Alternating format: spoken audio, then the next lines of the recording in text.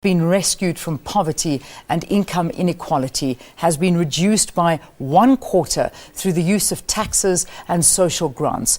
This is according to the World Bank Economic Update that was released yesterday. To tell us more about this, we are joined from our Pretoria studio by the World Bank Lead Economist in South Africa and the region, Catriona Purfield. Catriona, thank you very much for joining us and welcome to Morning Live. Good morning, Leanne, and good morning to your viewers. All right, so Catriona, everybody is saying that the Gini coefficient is growing, and your report is actually saying quite the opposite. Talk to me about this. Just give us a bit of an analysis. Well, actually, the two points are actually consistent. When we looked at the Gini coefficient in 2010, 2011 in South Africa, before any taxation occurs by the government and before it uses its resources to redistribute those taxes to the poor in the form of cash grants and other social spending, you see that the Gini coefficient on incomes in South Africa is actually very high at 0.77.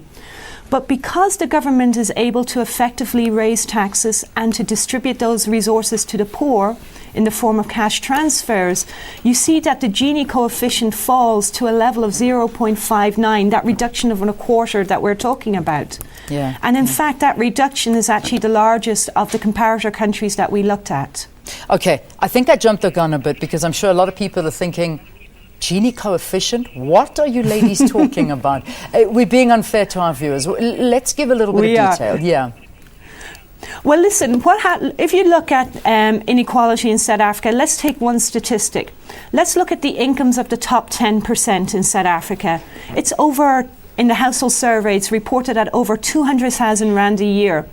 1,000 times bigger than what somebody in the bottom 10% earns, which is about 200 Rand a year, which is next to nothing. Now, what happens with fiscal policy is it taxes the richer parts of society. So you see the income at the top begins to fall and narrow, while it gives resources in the form of old age grants, child benefits to the poor, and that helps lift up the incomes of the poor. In fact, it lifts the income of the bottom 10% tenfold to 2,800 Rand a year.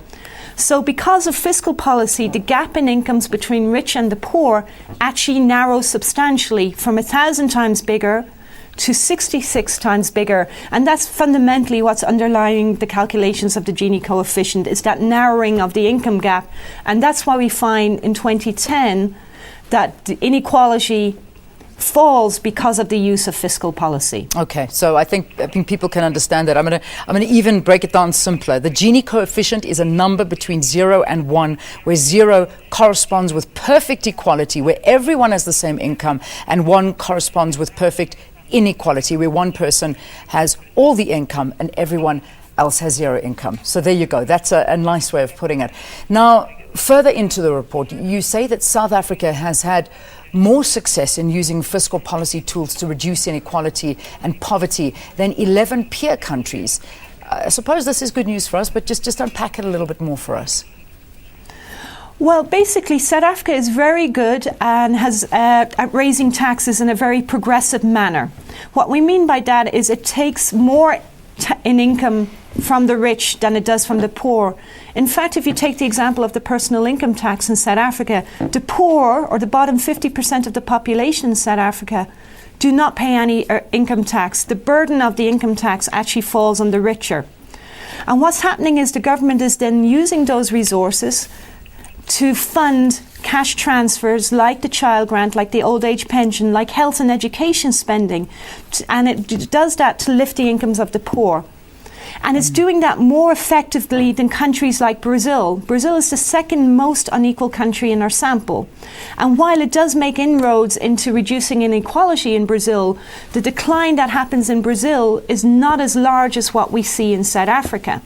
South Africa is achieving far more reductions in inequality, but the problem in South Africa is that starting point, that Gini of 0.77. It is the highest in the world. Sure. And even if you have very good fiscal policy, there's only so much it can do. It's making large inroads, but because the starting point is so unequal, it's very difficult to bring it down substantially. No, Catriona, this deserves a longer interview. I do know that, but unfortunately we really have run out of time. But thank you for talking to us. Thank you for just scraping the bottom of the barrel, because this is just it's not a good picture for South Africa. World Bank Lead Economist in South Africa and in the region, Catriona Purfield, who's in our Pretoria studios talking to us about this, basically recommending that there are more inclusive and better jobs to grow our economy and improve the lives of South Africans. In a nutshell, that's what needs to be done. Let's take a break.